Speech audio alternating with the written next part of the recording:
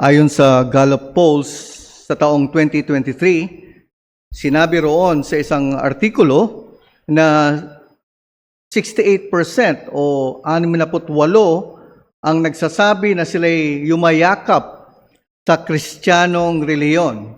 Pag sinabi natin Kristiyanong reliyon, kasama riyan ang iba't ibang uri ng paniniwala. Nandyan ang 33% Protestante, 22 Katoliko, at mayroong mga nagsasabing sila ay Kristiyano. Iba't iba marahil ang kanilang kinasasapi, kabilang sila sa iba-ibang grupo, ngunit tinagurian silang Kristiyano. At ito ay bumaba dahil sa taong 1973, tinatayang 87% ang yumayakap sa pananampalatayang Kristiyano. At bukod rito, ayon pa doon sa artikulo, 32% ang dumadalo sa lingguhang pagsamba regular. At ang mga kabilang sa kanilang mga iglesia, 45% lamang. At ang kapansin-pansin ay ang pagbaba ng pagyakap ng pananampalatayang Kristiyano ng mga kabataan at maging ang tinatawag na young adults. Ang young adults na tinatawag ay walang mga iglesia. Marami sa kanila.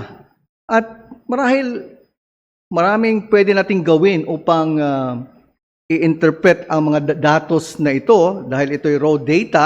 Subalit, malinaw na ito'y nagpapakita sa atin sa uri ng Kristyanismo o pananampalatayang Kristiyano na lumalaganap hindi lang sa Estados Unidos o sa Amerika, at marahil pwede nating sabihin ito rin ang pwedeng mangyari o nangyayari sa ating bansa sa kasalukuyan.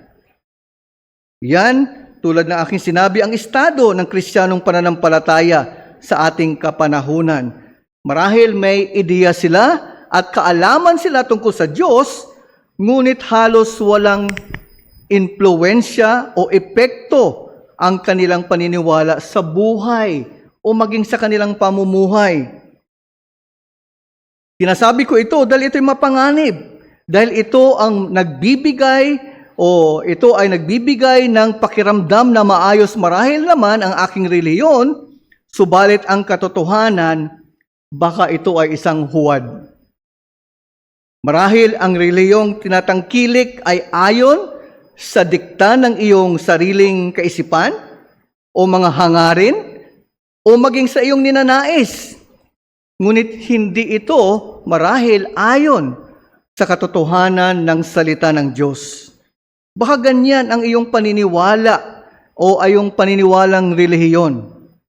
Ngunit maaari kong sabihin sa iyo na baka ito ay isang huwad na relihiyon.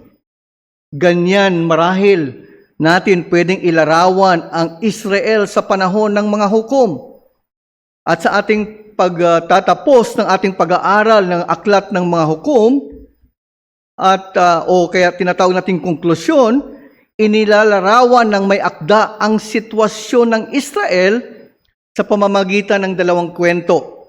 Ang itong huling bahagi na tinitingnan natin noong nakarang linggo at ngayon ay yung 5 kabanata, huling 5 kabanata, na kung saan ito ay binahagi ng may akda ang dalawang kwento. Sa chapter 17 and 18, pinakita niya ang espiritual na kahinatnan ng uri ng reliyon ng bansang Israel sa panahon na yon. Ngunit ngayong hapon sa ating pagtatapos, titingnan natin ang moral na kahihinatnan nito sa pamamagitan ng kwento na sumasaklaw sa huling 3 kabanata ng aklat ng mga hukom. Muli, ito isang kwento ng isang Levita. Walang pangalang binigay ang may akda kung sino ang Levitang ito. At gayon din sa nakaraan. Ngunit ngayon, ang Levita, ang kwento na ito ay patungkol sa Levita at kanyang asawang lingkod. Ang tawag nito ay concubine. Hindi ang tunay na asawa, hindi binanggit rito, subalit ito yung concubine. Marahil hindi pa tahasang pinagbabawal ang pagkaroon ng concubine noong panahon na yon. Ngunit, hindi ito ang tunay o ideal na sitwasyon na ninanais ng Diyos na alam natin. At sa 3 kabanatang ito, titingnan natin. Hahalaw tayo ng mga katotohanan mula sa kwentong ito dahil sa kabanata 11, ito ay patungkol sa sinapit ng asawa ng Levita kung saan ito ay nakaranas ng paghahalay o pang-aabuso ng mga tao sa Gibea kung saan ito ay sakop sa lipi ni Benjamin o Benjamin. Pagdating sa kabanata 22, dahil sa pangyayaring ito ay nagbunsod ng digmaang sibil o tinatawag nating civil war sa bayan o sa bansang Israel. Ang lipi ni Benjamin laban sa 11 mga lipi dahil sa ginawa ng mga taga-Gibea, ito ay nagbunsod ng ganitong trahedya sa bayan ng Israel. Ngunit sa huling kabanata 21, ito sa kahulihan, naging malungkot ang sinapit ng lipi ni Benjamin na bagabag ang buong bayan ng Israel. Ninais nilang ayusin yung sigalot na nagresulta sa trahedya na kanilang sinapit sa panahon na yun. Kaya tutunghayan natin minsan pa ang salita ng Panginoon. Hindi po natin kayang basahin ang 3 kabanata. Tututukan ko lang. Nababasahin natin ang sa kabanatang 11. Umpisa natin sa unang talata. Lulundag po tayo sa talata 22 hanggang 29 at babasahin natin ang huling talata, 21 verse 25. Ganito po ang sinasabi ng salita ng Panginoon. 11, Nang mga araw na iyon, nang walang hari sa Israel, may isang Levita na ninirahan sa malayong dako ng lupaing maburol ng Ephraim. Ang kumuha ng asawang lingkod mula sa Bethlehem sa Huda. Ito yung unang tagpo. Lumundag po tayo sa pangyayari, sa masalimuot na pangyayari patungkol sa asawa ng Levitang ito nang sila'y nasa Gibea, talata 22. Samantalang sila'y nagkakasiyahan, pinalibutan ng masasamang tao sa lungsod ang bahay at pinaghahampas ang pintuan. Sinabi nila sa matandang may-ari ng bahay, ilabas mo ang lalaking pumasok sa iyong bahay upang makilala namin siya. At lumabas sa kanila ang lalaki, ang may-ari ng bahay at sinabi sa kanila, "Wag, mga kapatid ko, isinasamo ko sa inyong huwag kayong gumawa ng ganyang kasamaan. Yamang ang lalaking ito aking panauhin at huwag ninyong gawin ang gayong kasamaan. Narito ang aking anak na dalaga at ang asawang lingkod ng lalaki. Ilalabas ko sila ngayon. Halayin ninyo at gawin ninyo sa kanila ang gusto ninyo. Ngunit sa lalaking ito ay huwag kayong gumawa ng anumang masama." Ngunit hindi siya pinakinggan ng mga lalaki. Sa gayoy, hinawakan ng lalaki ang kanyang asawang lingkod at inilabas sa kanila.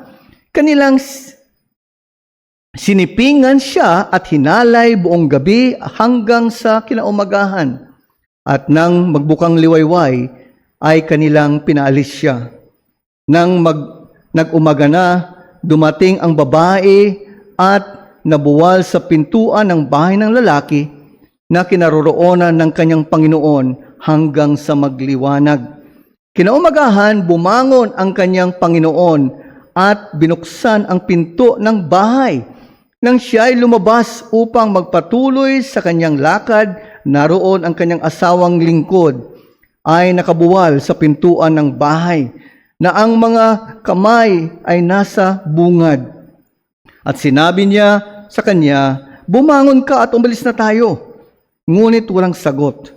Nang makagayoy, kanyang isinakay ang babae sa asno, at ang lalaki ay tumindig at nagpatuloy pa uwi. sa kanilang tahanan. Ngayon siya'y nang siya'y nakapasok sa kanyang bahay, ay kumuha siya ng isang patalim, at paghawak niya sa kanyang asawang lingkod, ay kanyang pinagputol-putol ito sa 12 bahagi, at ipinadala siya sa lahat ng nasasakupan ng Israel. At ang lahat ng nakakita nito ay nagsabi, walang ganitong bagay na nangyari o nakita man mula sa araw na umahon ang mga anak ni Israel mula sa lupain ng Ehipto hanggang sa araw na ito. Pag-isipan ninyo ito, pag-usapan at magsalita kayo. Ang huling talata sa Kabanata 21, ng mga araw na iyon ay walang hari sa Israel. Ginawa ng bawat tao kung ano ang matuwid sa kanyang sariling paningin. Isang nakakalungkot, karumal-dumal na krimen o sitwasyon ang ating binasa na nangyari o sinapit ng asawang lingkod ng Levitang ito, na kung saan aasahan nila ang maayos na pakikitungo ng kapwa nila Israelita, lalo na sa lipi ng Benjamin, kung saan sakop ang Gibea. Subalit ano ang nangyari? Isang hindi kanais-nais na panghahalay ang natanggap ng kanyang asawang lingkod. Sa halip na sila'y titigil sa gabing iyon sa Jebus, ang lumang pangalan ng Jerusalem, dahil ito ay sakop pa ng mga kaaway ng Israel sa panahong ito, tumungo sila sa Gibea upang makaasa ng maayos na pakikitungo sa kanilang mga kababayan. Ngunit masalimuot na sitwasyon ang nangyaring ito. At yun ang ating binasa.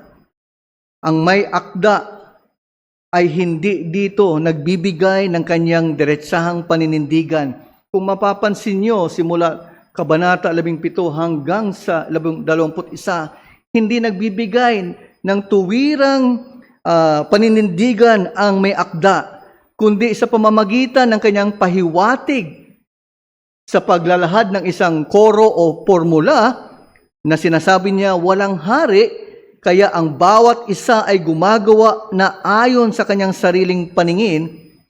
Nilalahad niya ito sa pamamagitan ng paglalarawan ng gawain ng mga Israelita sa panahon na yon.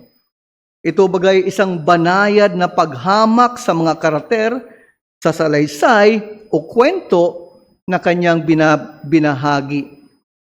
Nag-umpisa sa ating pagbasa sa Kabanata 11 at talatang 1, ng araw na iyon, walang hari sa Israel, at nagtapos tayo sa 25, gayon din ang pangungusap o ang sinabi ng may akda. Kumbaga, nakabracket ang buong kwentong ito sa ganitong pagpapaliwanag ng may akda, yung koro o formulan na nagpapaliwanag kung ano ang sitwasyon ng Israel. At sa gitna nito, makikita natin ang kwento, ang salaysay kung gaano kalungkot, kasama, kabaluktot ang mga pangyayari bunga ng pagtalikod ng Israelita sa mga salita ng Panginoon, paglayo nila sa kanilang Diyos bilang tipan, at may banta na pagkawasak.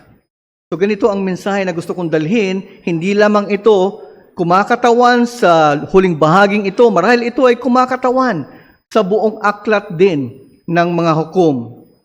Ang huwad na reliyon ay nagdudulot ng walang kapantay na kaguluhang moral na humahantong sa pagkawasak, libang pigilin ng biyaya ng Diyos.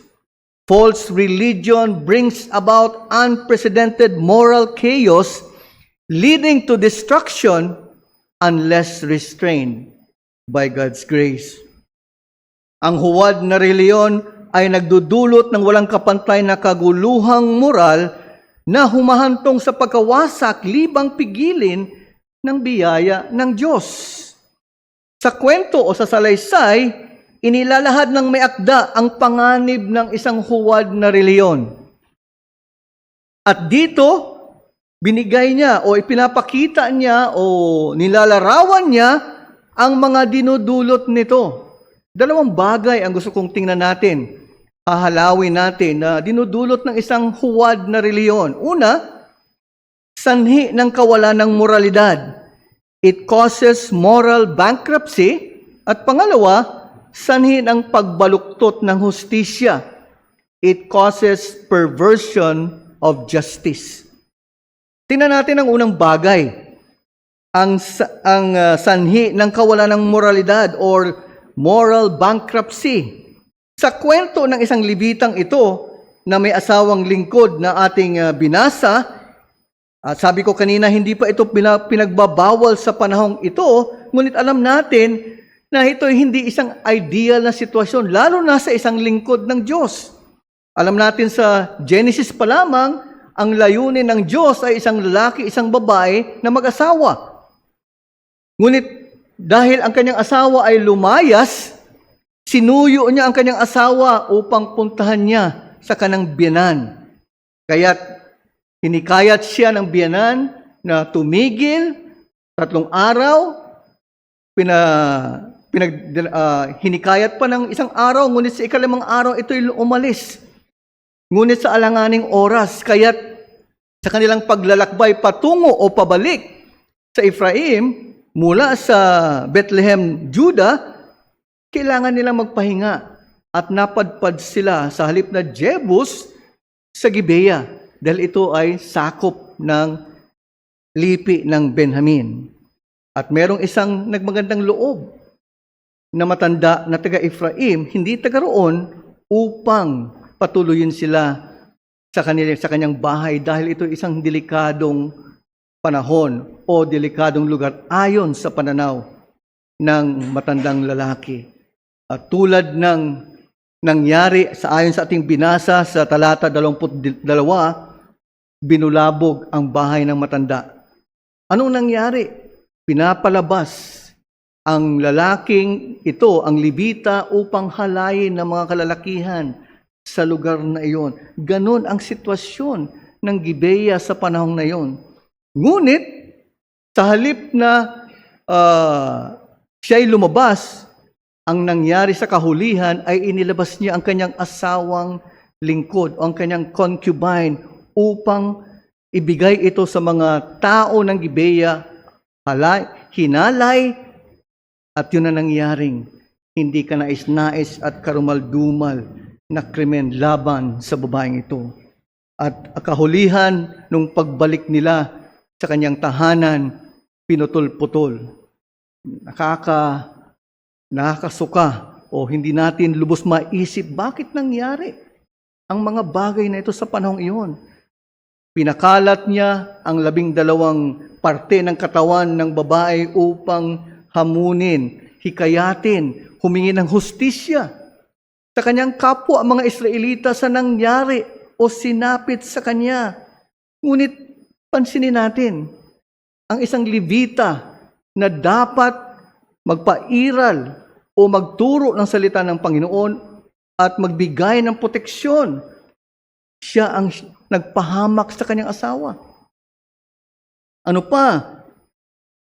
Ito ay nakikita natin sa talatang 25, ibinigay niya ang kanyang asawang lingkod sa kanila upang halayin. Sa 27, bumangon nung kinaumagahan, ano ang tugon niya sa kanyang asawa? Halika, umalis na tayo.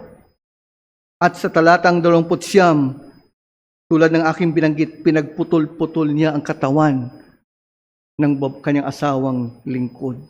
Napakalungkot. Nakikita natin ang masahol na kalalagayan ng moral na kalagayan ng bayang ng Israel sa panahong ito mismo sa isang Levita, sa isang alagad ng Diyos. At ito'y nagpapaalala sa atin na ang kawalan ng moralidad ay nagre-resulta kapag tinatanggihan ng mga tao ang pamantayan ng Diyos at itinatatag ang isang pamantayang hiwalay sa Diyos. Moral bankruptcy results when people reject God's standard and establish one's own standard independent of God. Ganito kalala ang hinantungan ng Israel sa panahon na ito. Ayon sa paglalarawan ng may akda, kung titingnan natin at susuriin natin, lahat ay mali. Tingnan natin ang sa Levita. Inisip lang niya ang kanyang sarili. Walang proteksyon sa asawa, pagtakip sa kanyang sariling kredibilidad, pagtakip sa katotohanan, lalo na nung siya ay humarap sa bayan ng Israel, naging marahas sa asawang lingkod sa kanyang pananalita. Marahil, kaya ito ang naging dahilan, kaya lumayas ang kanyang asawang lingkod. Ngunit ito'y hinabol niya. Ito'y paglalarawan sa sarili na biktima, tangkang pagpatay sa kanya. Ito ang kanyang mga salita. Dahil tinangka siyang patayin, kaya pinotektahan niya ang kanyang sarili. At binago niya ang kwento. At ginawa niya ang kanyang sarili na mabait na biktima. Sa halip na magpasakop sa salita ng Diyos, ito'y huwad na tagapagpatupad nito. Isang duwag at taksil sa kanyang tungkulin.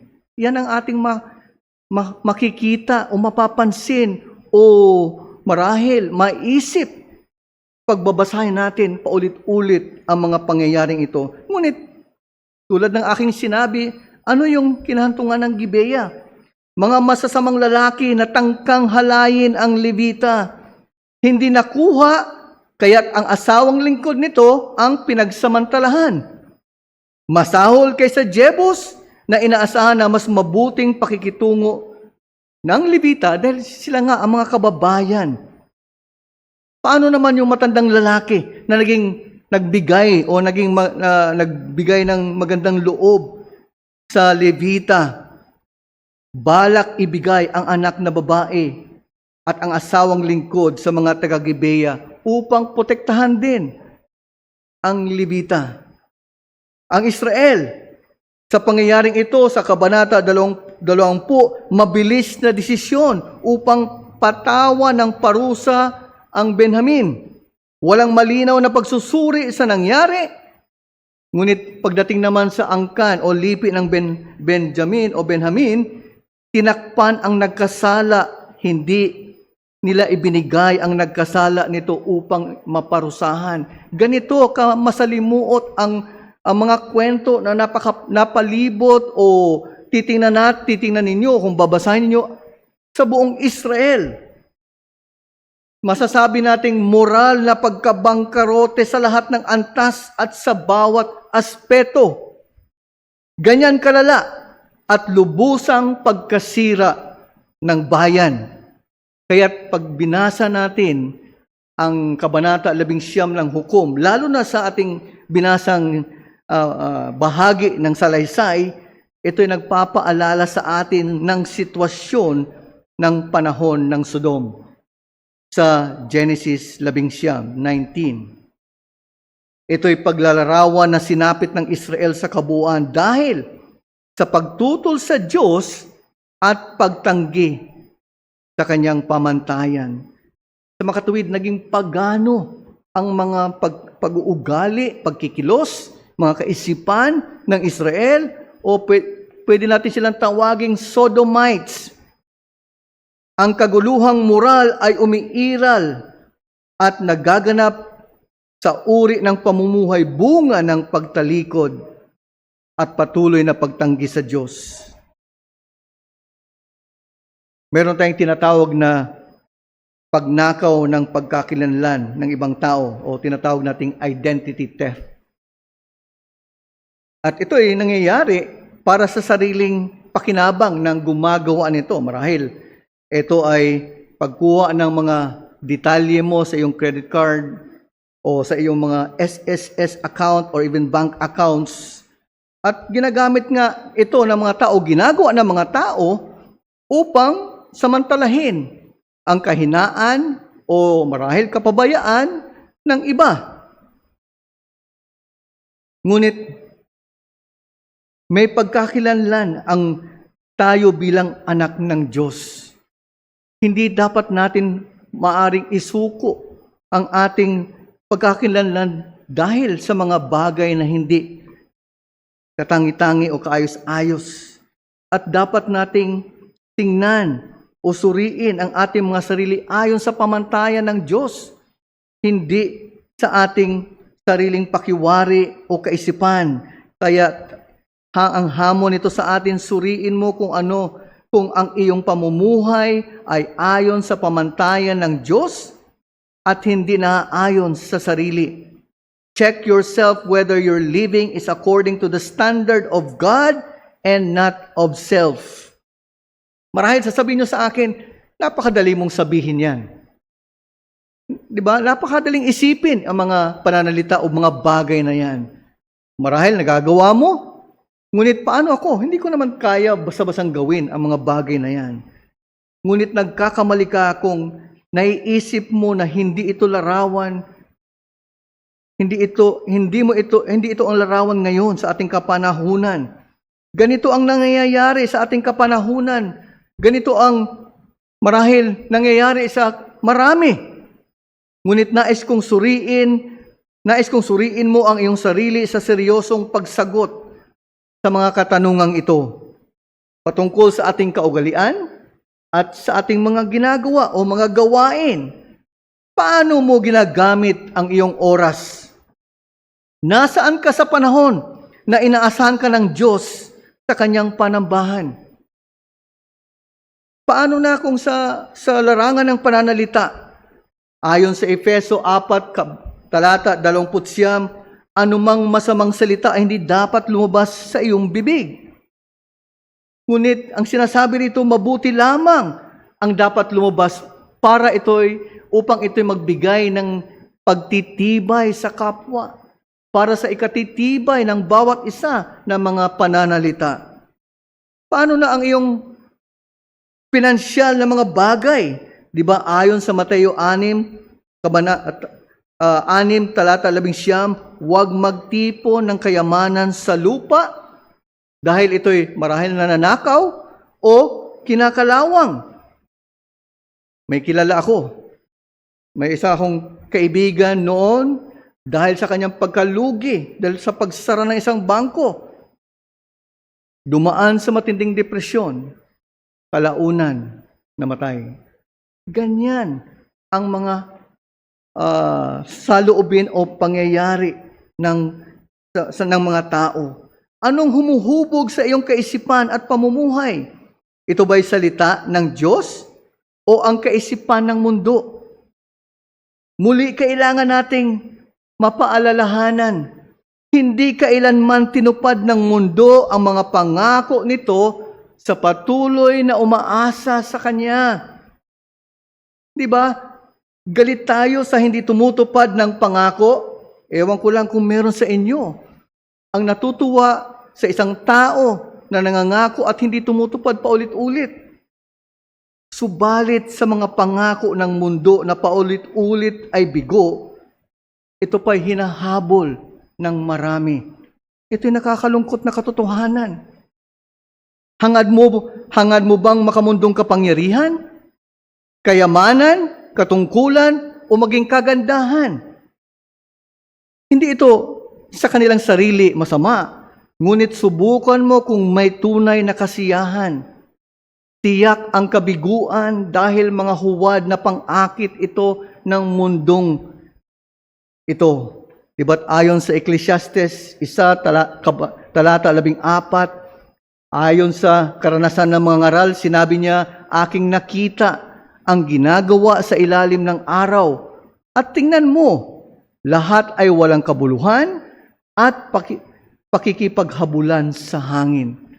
Ganyan daw ang kanyang naranasan sa buhay na ito, sa mundong ito, sa karanasan ng mga ngaral. Sa halip na itaguyod ang dignidad ng tao sa pamamagitan ng pagkilala at paghahanap sa Diyos, ano ang ginagawa ng mundo? Ang mundo at kaisipan nito ay gumagawa ng hakbang upang labanan ng Diyos.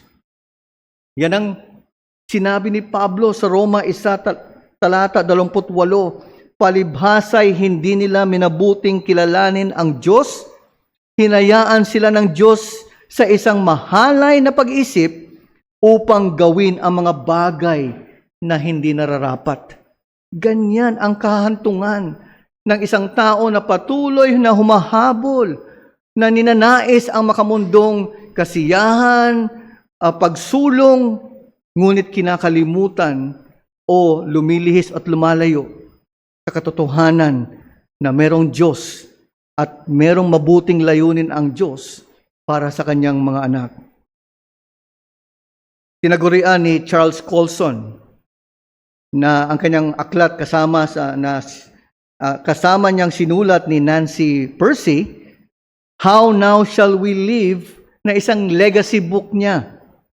At ito ay patungkol sa worldview. Paano mo titingnan ang mundong ito ayon sa tamang pananaw? Ang ideya natin sa mundo ay hinuhubog sa ating uri ng pamumuhay ayon sa kanya. Kaya't sabi niya, tanging ang Kristiyanong pananaw ang umaangkop sa totoong mundo at maaaring isabuhay na tuloy-tuloy sa bawat lugar ng buhay. The Christian worldview is the only worldview that is livable ayon sa kanya. Kaya't dapat ito'y unawain ng bawat kumikilala sa Diyos. Kung ikaw ay isang Kristiyano, unawain mo ano yung tinaguriang Christian worldview at ipamuhay mo ito dahil ito lamang ang magbibigay ng tunay na kasiyahan o a life that would make sense sa buhay ng mundong ito. Ngunit ang pangalawang dinudulot nito ng isang huwad na reliyon ay sanhi ng pagbaluktot ng hustisya. It causes perversion of justice. Upang bigyang hustisya ang sinapit ng asawa ng Levita, hindi na natin binasa ang tagpong ito sa Kabanata 20, nagkaisa ang 11 lipi ng Israel ayon sa talatang 10 upang pagbayarin nila ang Gibeya ng Benjamin ayon sa lahat ng kahihiyan na kanilang ginawa sa Israel. Paano nila inumpisahan? Ayon sa talata 13, inumpisahan nilang hiningi na ibigay ang mga may sala para patayin at alisin ang kasamaan sa Israel. Nag-umpisa sila ng maayos. Ngunit ito'y hindi pinakinggan ng mga pinuno ng Benjamin, kundi nagtipon sila upang lumaban sa Israel. Kaya't ang Israel ay kumalap ng mga mandirigma, 400,000 mandirigma, 400,000 mula sa Israel sa bawat lipi. Nagtipon upang bigyang hustisya ang nangyari sa Levitang ito at ng kanyang asawa laban sa 26,000 na mga mandirigma ng Benjamin, kasama ng 500 kaliwete piling mga lalaki, bukod pa sa mga taga-Gibeya. Ngunit pansinin natin, walang pahiwatig na sumangguni sila sa Diyos. Bagamat may mga angkop na kaparusahan ayon sa batas ng Diyos na pwede nilang isulong, pwede nilang gawin upang ibigay ang hustisya na nararapat sa kanilang kapwa Israelita. Ngunit ang nangyari ayon sa ulat, kaya't kinuha nila ang mga bagay o ginawa nila ang mga bagay ayon sa kanilang sariling mga kamay. 'Di ba? Yan ang paulit-ulit na sinabi ng may akda, ang koro, ang paulit-ulit na pangyayari, ang uri ng pananaw at pag-uugali ng mga Israelita. Kaya't hustisya na ayon sa kanilang sariling pamantayan ang kanilang iginawad, hindi ayon sa Diyos. Ngunit ano ang tinuturo nito sa atin? Kahit na ang makatarungang mga aksyon ng mga walang moralidad ay baluktot dahil ito ay nabulag ng katotohanan.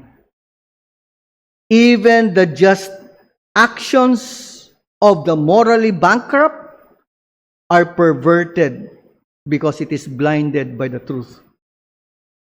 Oo, nakagawa. Gusto nilang kumuha, magbigay ng hustisya, ngunit ang kanilang mga hakbang ay baluktot dahil hindi ito nakaayon sa salita ng Diyos.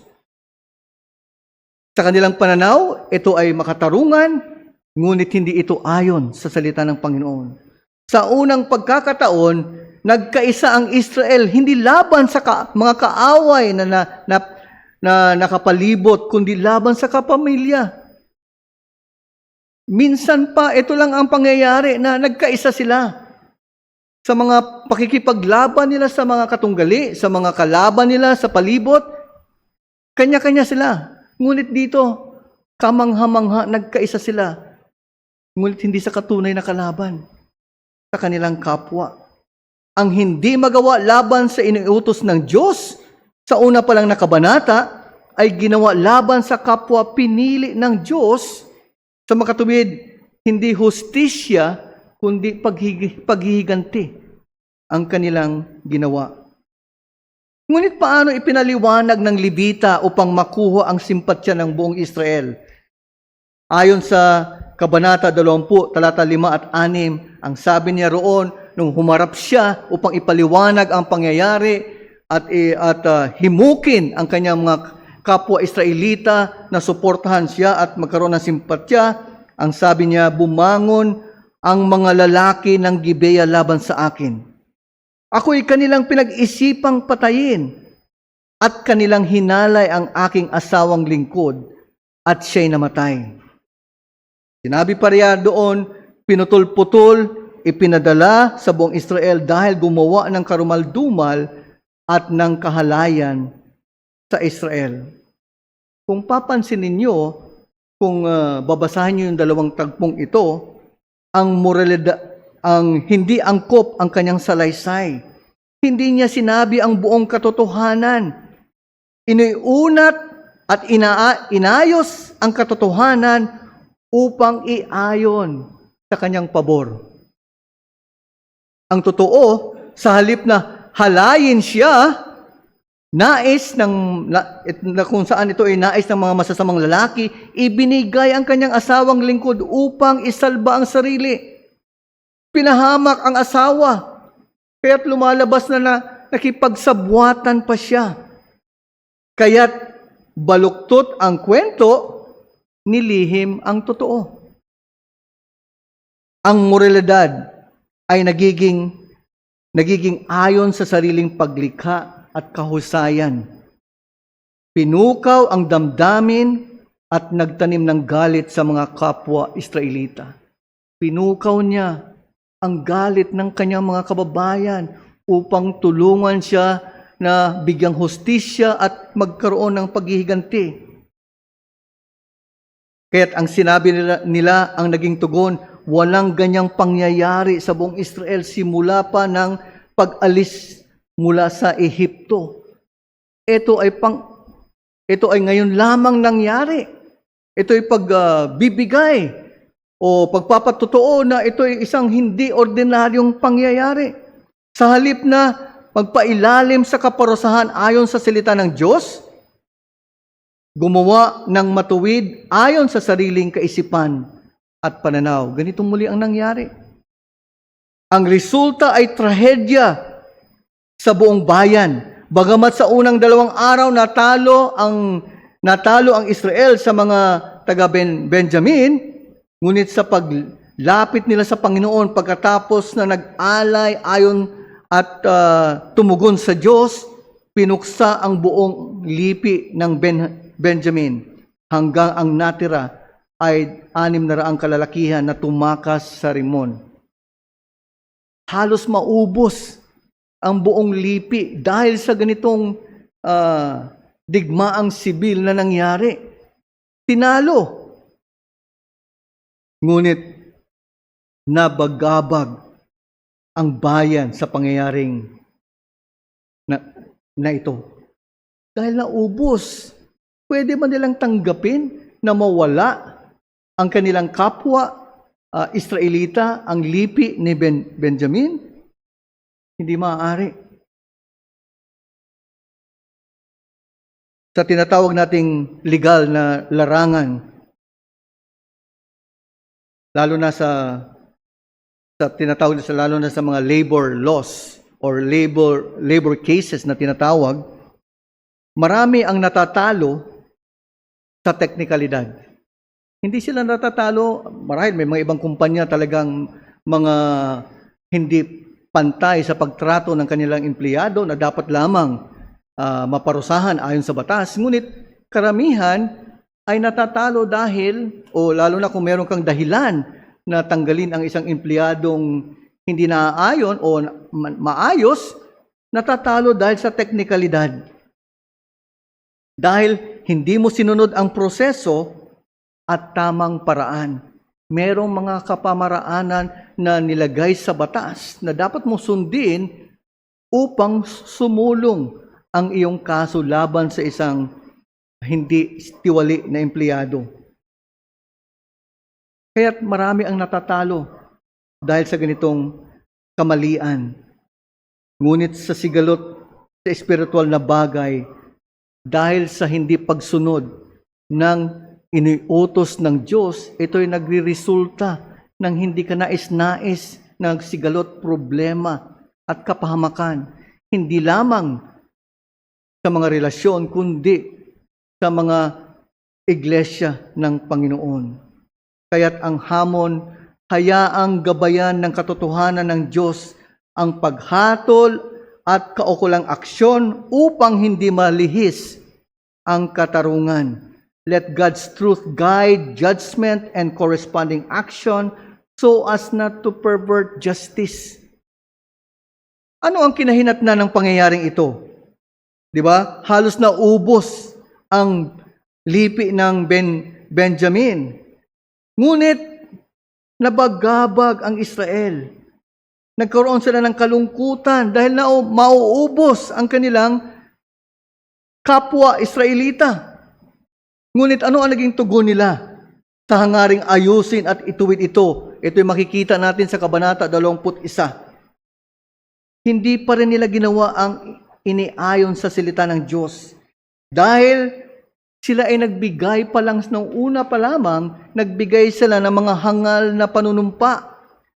Binitawan ng Israel at hindi nila kayang bawiin. Ang sabi nila, hindi dapat natin ibibigay ang ating mga babae upang asawahin ng mga taga-Benjamin o mga Benjaminita. Kaya't dahil sa kanilang sumpa, hindi nila pwedeng baliktarin ang kanilang sinabi. Kaya't ang 600 na kalalakihang Benjamin, wala na magiging mga asawa't anak sa susunod na lahi. Mauubos sila hanggang sa henerasyon na lamang na iyon dahil sila na lamang ang natira dahil sa digmaan na nangyari. Ang paggawa ng mga dahil dito, ano ang ginawa nila? Gumawa sila ng hakbang upang lipunin o tingnan sino ang lipi o angkan na hindi sumali sa pagpuksa o nagpadala ng mga mandirigma. At nakita nila ang mga taga-Gilead. Ang nangyari, inubos nila. Nagpadala sila ng mga sundalo upang puksain ang angkan na ito liban sa mga babaeng berhen. At ang nakuha nila 400 na mga kababaihan na ibinigay nila sa mga 600 na mga mandirigma ng Benjamin upang ito gawing asawa. At muling umusad ang kanilang angkan dahil sa ganitong sitwasyon. Pero kulang pa rin ang 200. Gumawa uli sila ng panibagong hakbang, hindi ayon sa salita, kundi dahil sa pagtitipon sa Shiloh sa panambahan. May mga kababaihan na tutungo roon, sasayaw sa kanilang panambahan, at ang inutos nila, dukutin ninyo ang mga kababaihang ito at asawahin nyo o halayin ninyo. Tingnan natin ang ganitong mga kaisipan, mga kautusan, mga kaugalian. Sa halip na lumapit sila sa Panginoon, humingi ng tawad sa kanilang maling mga panunumpa na naging sanhi ng ganitong sitwasyon nila, na mas lalong naging masahol ang kanilang kondisyon dahil meron silang pwedeng gawing pang-alay upang ihingi ng tawad sa Diyos ang kanilang maling mga salita na ibinigay, mga panunumpa. Muli, binaluktot, lumihis ayon sa salita ng Diyos. Ginawa nila ang sariling hakbang na mas masahol. Kaya't sa iyong pagkakasala at pagkakamali, itama mo ayon sa pamantayan ng Diyos, hindi palusot o mas lalong kamalian. Ito ang tinuturo o pinapaalala sa atin. Hindi tayo mga perpektong tao, nagkakamali tayo, ngunit sapat ang biyaya ng Diyos upang lumapit tayo sa Kanya, humingi ng kapatawaran upang maiayos kaysa gumawa tayo ng palusot at mas masahol na kamalian na hahantong lamang sa mas malungkot na hahantungan nito. Subalit ang kamangha-mangha marahil na dapat tingnan natin sa kwentong ito, sa Israel ay hindi ito nawasak, ngunit winasak ng Diyos ang Sodom, ang Israel ay hindi ginawan ng ganoon ng Diyos. Nagbigay ng probisyon ang Diyos sa Israel sa parehong kasalanan nito sa Sodom. Naging mapagpahinuhod ang Diyos. Hindi sumuko ang Diyos sa kanila. Ang dahilan kung bakit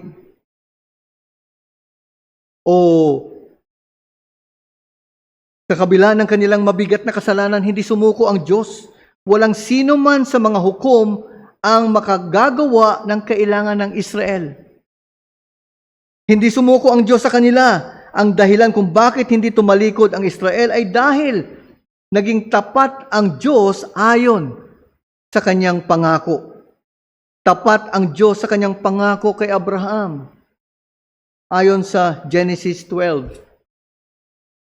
Kaya't ayon kay Pablo sa Roma 5, talatang 20, ngunit kung saan marami ang kasalanan, ay lalong dumarami ang biyaya. Where sin abound, grace much more abound. Ang Israel ay naghangad ng mahigit pa. Ngunit nakikita natin ang katuparan ng pananabik nito kay Hesus Kristo sa ating kapanahunan. Ang kamangha-mangha rito ay ang Diyos na mapagbiyaya sa bayang Israel. At yan ang patuloy na pag-asa ng Kristiyano sa ating kapanahunan, ng kanyang iglesia, maging sa hinaharap. Hindi tayo makakasabi na tayo mga perpekto at tunay na hindi lilihis sa mga katotohanan ng salita ng Diyos. Subalit ang Diyos ay mapagbiyaya. Kaya muli, pinapaalalahanan natin ang ating mga kaibigan, maging ang ating mga bisita, ang Diyos na naging habag, nagbigay ng habag sa Israel, ang siyang Diyos din na nagpapaanyaya sa iyo na may kahabagan sa iyong kondisyong kung wala ka pa kay Kristo. Dahil sa pamamagitan ng kanyang anak, meron kang kapahingahan, meron kang kaligtasan, may kapatawaran sa iyong kasalanan. Dahil sa minsang ginawa ni Kristo sa krus upang sa halip na ikaw ang parusahan, merong kapatawaran dahil sa pagtanggap ni Kristo sa parusa na nararapat sa isang anak ng Diyos. At bilang mga anak ng Diyos, mapagbiyaya ang Diyos natin. Kamangha-mangha ang biyaya ng Diyos. Bilang mga patuloy na nagkakasala ng mga anak ng Diyos, bilang hindi perpektong iglesia, anuman ang dadanasin natin, makakalapit ang makakaasa tayo sa Diyos na mapagbiyaya upang bigyan tayo ng gabay at turuan tayo na sumunod sa kanyang salita upang tunay na maparangalan siya at tayo'y mamuhay ayon sa kanyang kalooban. Marahil patuloy nyo naririnig si R.C. Sproul, meron siyang isang aklat na ang pamagat ay Grace Unknown. At dito pinapaliwanag niya ang puso o sentro ng Reformed theology.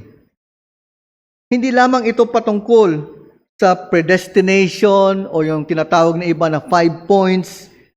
Dito ngunit nilinaw niya ang katotohanan ng kamanghamanghang biyaya ng Diyos, na marahil marami sa mga Kristiyano ay hindi pa alam o ito hindi malinaw sa kanilang kaunawaan. At nawa, pagbulay-bulayan natin ang biyaya ng Diyos.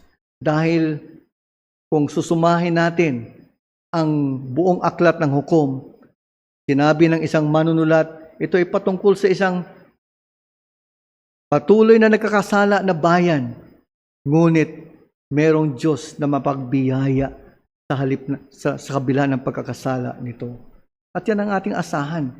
Yan ang patuloy nating palalimin sa ating kaunawaan upang tunay na mamangha tayo sa ating dakilang Diyos, ang ating Panginoon Hesus. Awitin po natin ating huling himno, biyayang higit sa ating sala, grace greater than our sin.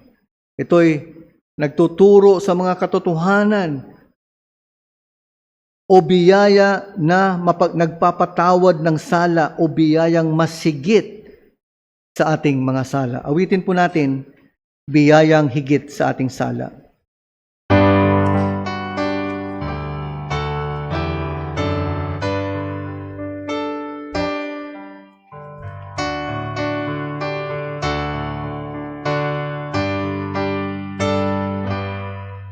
Sa unang talata, sabay-sabay po tayo.